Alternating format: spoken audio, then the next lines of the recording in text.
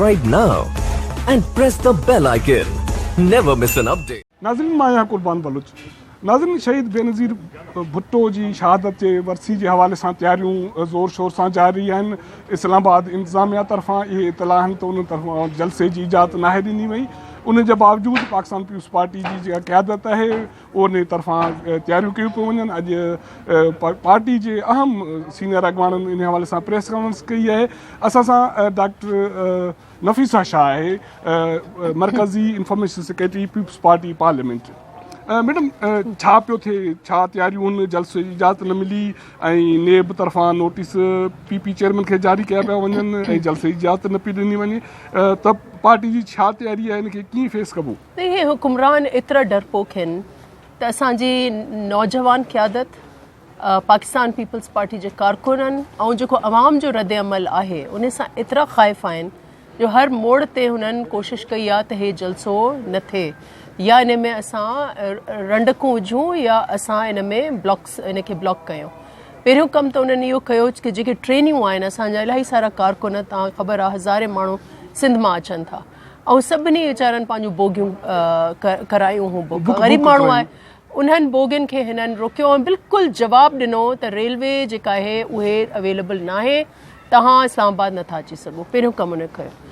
ॿियो 2 ॾींहं अॻु में असांजे नौजवान चेयरमैन बिलावल भुट्टो ज़रदारी खे नैब जी तरफ़ां हिकिड़ी कॉल अची वई त माण्हुनि खे साइकोलॉजिकल प्रेशर ऐं कल्ह तव्हां ॾिठो त हुननि बिल्कुलु रिफ्यूज़ करे छॾियो त असां अलाउ नथा करे सघूं। इहो त शुक्र आहे जो असां हाई कोर्ट वियासीं ऐं पंजाब हाई कोर्ट ऐं उन्हनि असांखे मशरूत इजाज़त ॾिनी आहे जलसे करण जी, पर भरपूर जलसो थींदो ऐं इन जी हिकिड़ी तारीख़ी हैसियत आहे। पहिरीं हैसियत त इहा आहे त पहिरीं दफ़ा शहीद मोहतरमा बेनज़ीर भुट्टो जो फर्ज़ंद ऐं उन जो सियासी वारिस जेको आहे उहो हूअं त अवाम बी जी सियासी वारिस आहे, कारकुन बि आहिनि, पर उन असांखे लीड चेयरमैन पियो करे उहो पहिरीं दफ़ा जाइ शहादत ते वापसि पियो वञे ऐं लियाकत बाग में ख़िताब कंदो त उन एंगल सां 12 सालनि में पहिरीं दफ़ा उते ख़िताब उन जी पंहिंजी अहमियत आहे। ॿियो इन करे तारीख़ी आहे जो हींअर जेको मंज़रनामो असां मुल्क जो ॾिसूं था उन्हनि जा हालात तमामु मुल्क जा ख़राब आहिनि। सियासी हालात हुजनि, इक़्तिसादी हालात हुजनि, जमहूरी इदारनि जो हाल अगरि तव्हां ॾिसो त हर इदारो जेको आहे उहो परेशान आहे। आइनी हवाले सां इलेक्शन कमीशन तव्हांजो इनकम्प्लीट आहे, फ़ौज में हिकिड़ी बेचैनी आहे, एक्सटेंशन जो मसइलो आहे न आहे जेको बि आहे, सुप्रीम कोर्ट पाण बेचैन आहे छो करे हिकिड़ो उन्हनि जो जज ॿिनि जजिस खे इनफैक्ट हिकिड़े खे त फ़ारिग करे छॾियो, 2 जजिस ते रेफरेंसिस आहिनि और 3 ते अञा तयारी आहे कि रेफरेंस उनखे। पार्लियामेंट खे तव्हां ॾिसो त हिकु ॾींहुं इजलास घुराइनि था, ॿिए ॾींहुं उन ई इजलास खे पाण प्रोरोक कनि था। त हर इदारो हींअर परेशान आहे ऐं कोई लॻे थो हिन मुल्क में काई लीडरशिप न आहे।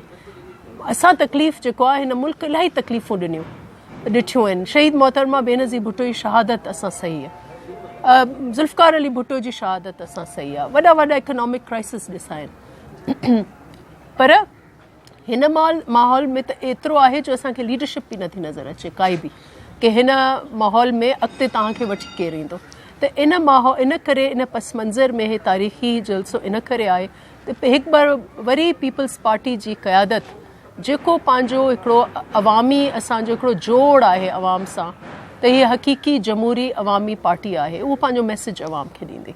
त उन में इहे सभु ॻाल्हियूं जेके आहिनि इन करे तव्हां ॾिठो हूंदो त अवाम में तमामु घणो जोश आहे। माण्हू पंधु था अचनि, के साइकिलुनि ते था अचनि, के रिक्शाउनि में था अचनि, के ट्रकनि में था अचनि, के ब्लू लाइन्स में था अचनि ऐं इंशाअल्लाह सॼो पिंडी जेको आहे यकीनी तौर ते पीपल्स पार्टी जो चेयरमैन बिलावल भुट्टो साहिब चयो त मां पिंडी अचां पियो, इहो हिकिड़ो वाज़े मैसेज आहे। ऐं ॿियो इहो चयो पियो वञे त बिलावल साहिब कोई यकीनन अहमियत जो ही जलसो आहे शहीद जी वरसी आहे तो को अहम पैगाम ॾियण वारो आहे, को अहम ऐलान करण वारो आहे फ्यूचर जे हवाले सां। त इन हवाले सां क़यादत डिटेल पाण उहे ॿुधाईंदा, पर बुनियादी जेका असांजा 4 कन्वेंशन्स थिया आहिनि हर सूबे में पार्टी जा, उहे पाण कन्वेंशन्स हिकिड़े नंढे जलसे में तब्दील थिया। उते चेयरमैन हिकिड़ो सेंटेंस जेको हिन माहौल में इन करे अहम आहे जो असां इहा शइ त एक्सपोज़ करे छॾी आहे त जेको शख़्स हींअर मुल्क जो वज़ीर आज़म आहे उहो सिलेक्टेड आहे, उन जो अवाम सां जेको जोड़ आहे उहो कोन्हे। अवाम जेका इन्हनि जी पॉलिसी साज़ी आहे उहा अवाम दुश्मन आहे। त इन करे हिकिड़ो सेंटेंस उन इहो बार बार चराए थो त असां इहो मैसेज ॾींदासीं कि ताक़त अगरि आहे त उहा अवाम वटि आहे, ऐं इन करे अहिड़ी हुकूमत हुजे जेका अवाम मां हुजे, अवाम जा जज़्बा सम्झे, अवाम जे तकलीफ़ुनि जी अकासी कंदे उहा पॉलिसी ॾे कि अवाम जा ॾुख फट जेके आहिनि उहे कंहिं तरीक़े सां असां उन्हनि खे दूरि कयूं, उन्हनि ते मलम लॻायूं। ऐं इहा शइ सिर्फ़ु पीपल्स पार्टी करे सघे थी। पीपल्स पार्टी 2007 जी हेॾे वॾे कर्ब खां गुज़री जेॾी महिल हुकूमत में आई त उन महिल $3 अरब जा ज़ख़ीरा हुया ऐं बैंक्रप्सी जी तरफ़ वञूं पिया। उन नहज ते उतां जो उन महिल जेको वज़ीर फाइनेंस हुयो डार साहब, उन चयो मां नथो हलाए सघां, पर पीपल्स पार्टी उहा हुकूमत संभाली ऐं अॻिते वठी वई। ऐं उन वक़्तु 10 साल पहिरियों असांजा एक्सपोर्ट्स जेके हुया अॼु जे एक्सपोर्ट्स खां वधीक हुया। इहो चई सघिजे थो त हिन 27वीं वरी जलसे में पीपल्स पार्टी सिलेक्टेड वज़ीर आज़म जे हवाले जे फ्यूचर जे हवाले सां को अहम ऐलान कंदी।